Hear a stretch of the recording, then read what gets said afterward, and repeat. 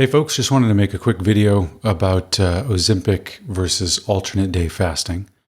My last video was on alternate day fasting, and just been seeing a lot of glossy and not so glossy ads for Ozempic or GLP-1 style drugs, and just wanted to talk about them a little bit. I'm going to check my notes here just because there's a lot in this, and I just want to make sure I get it right. But so there's some links in the description for more information about both GLP-1 style drugs, Ozempic style drugs, and fasting, alternate day fasting specifically. So I made a previous video about 5 tips to alternate day fast. You can check that out as well. I'll put the link in the description. So the TLDR here is just, I recommend you research both of these options and decide for yourself which one is safer, which one is the most effective, and which one offers the best benefits. I think it's pretty clear if you look into it. Even give yourself 30 minutes to an hour, and I think it's pretty clear what is the better option health-wise. That being said, I'm not a doctor. I don't know anything about medicine. This is all from personal experience, so take it with a grain of salt. All right, so first, I'll talk about alternate day fasting and some of the benefits I've experienced and some of the benefits that have been reported through studies and other things. First of all, it's a very ancient practice. This has been around for millennia. It's well documented. The benefits are well documented. And it doesn't make anyone any money, which I'll talk a little bit more about later. But I think that's an important point when weighing these two options. It's free for anyone. And it can actually save you money. So there's that. Another thing, we didn't evolve to eat 3 meals a day, breakfast, lunch, and dinner. That is a custom that has come to us much later in the life of human beings. So fasting and things like fasting were a part of our everyday. We might go a day or two without food. We might not eat food until the evening because we were out hunting or gathering all day, etc. So 3 full meals a day is not a, let's just say, evolutionary rhythm. So that's just an important point.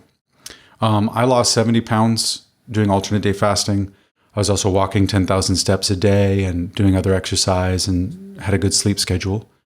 But one of the things about getting in the groove of fasting is it helped me have discipline in other habits as well. So as I fasted and I felt better and I walked and I felt everything kind of fed into each other. But yeah, I lost 70 pounds doing this, and I'm currently doing it right now. Just fasted yesterday to lose a little bit more weight again because I put on some weight again. I stopped fasting for a long time and wasn't exercising much at all. So trying to fix that. But some of the benefits or some of the things that I experienced, and this is just subjective to me. You can check the article below for some of the benefits that have been reported by studies. But for me, it was the best, healthiest, and most effective way to lose weight. It was something that I was able to stick to. One of the things I love about it is its simplicity, especially to get started. You just don't eat on the day that you're fasting. That's it. I had black coffee, sometimes no coffee at all, but black coffee, unflavored electrolytes that didn't have any calories, and water. That was it. That's what I do most of the time when I'm fasting. Some days, no coffee. I gave up coffee a little while while I was fasting, just to try that out. And back on coffee again, which, to each his own. Energy, focus, discipline, all improved. As you work on a habit like this, as you kind of challenge the signals your body is giving you on a regular basis, because you've been eating 3 meals a day, probably for a long time. As you challenge that habit and get kind of in a groove with it, that discipline starts to show up in other things that you're doing. So as you get more disciplined about fasting and just kind of controlling what you're putting in your body, for me, I started to feel a desire to eat better on the days when I was eating, on my feasting days, they're called. Although you're not, try not to binge eat on those days, but, especially when you first start, you might have a few days where you overeat on the days that you're feasting. But for me, that mellowed out. And so building this habit influenced other habits and my discipline in other areas. Made me want to exercise more, made my walk feel better, focus, energy, these kind of things. So that was really good. There's also a lot of psychological benefits. Obviously, there's doing hard things and overcoming challenges and becoming more disciplined that can build confidence and make you feel like you're getting somewhere.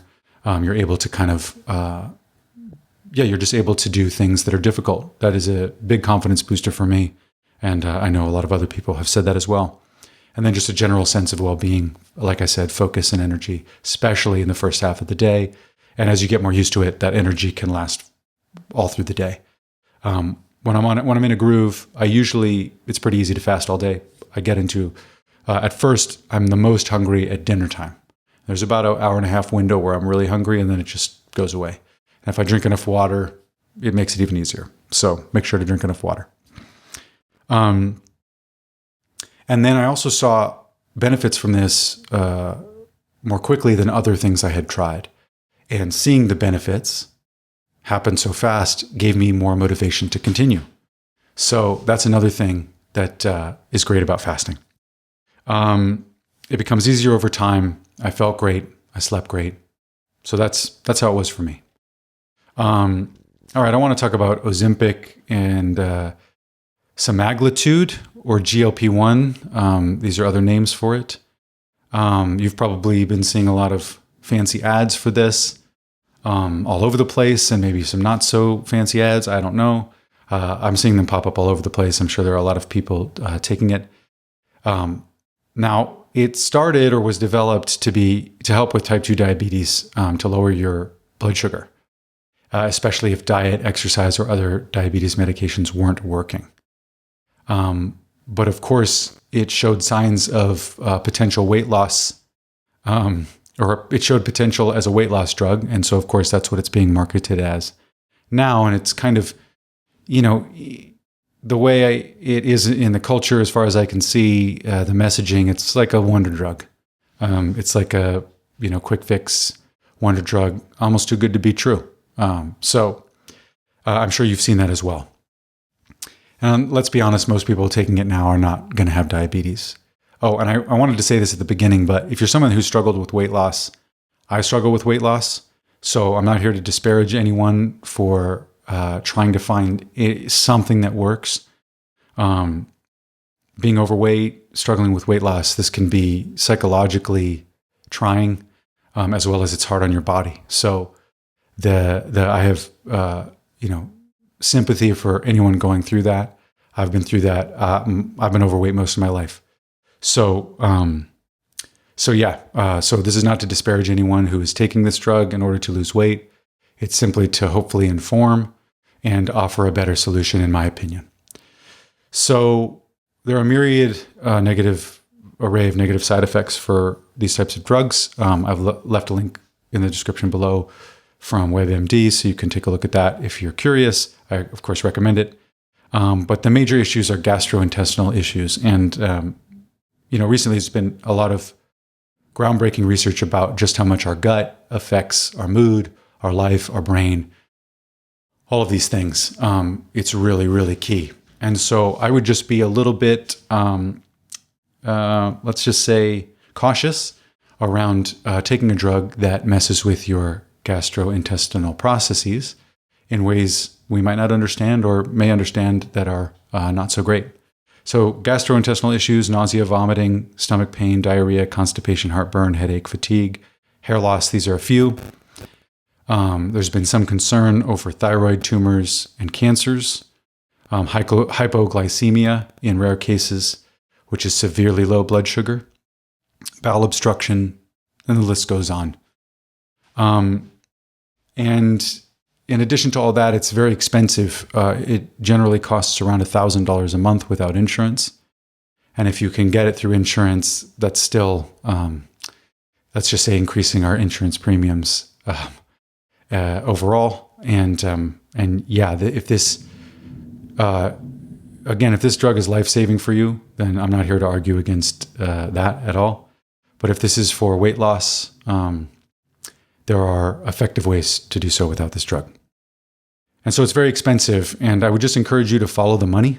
If you just do 30 minutes or an hour of research and just find out who's making money from Ozempic and what the tactics are that they're using to talk about it, to get doctors to prescribe it, I think you'll find that illuminating. And I just encourage you to take a look.